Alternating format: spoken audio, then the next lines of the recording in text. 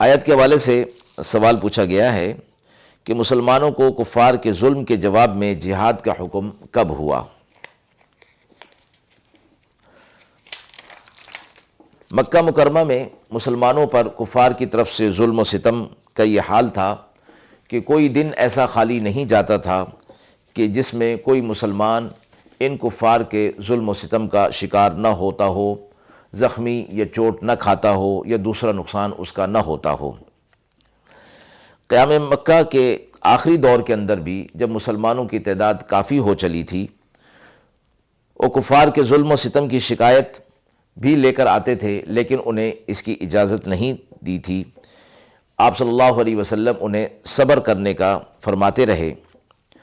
رسول اللہ صلی اللہ علیہ وسلم جب مکہ چھوڑنے اور ہجرت کرنے پر انہیں مجبور کر دیا گیا تو صدیق اکبر رضی اللہ تعالی عنہ آپ کے ساتھ تھے۔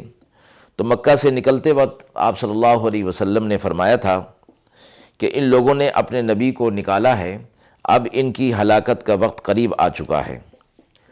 اور آپ صلی اللہ علیہ وسلم مدینہ پہنچے تو یہ آیت مذکورہ نازل ہوئی جس میں مسلمانوں کو یہ حکم دیا گیا کہ وہ اپنے اوپر ظلم اور ستم کا بدلہ جہاد اور قتال کی صورت میں لے سکتے ہیں۔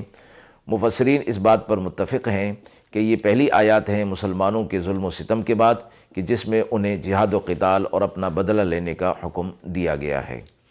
وآخر دعوانا ان الحمد للہ رب العالمین۔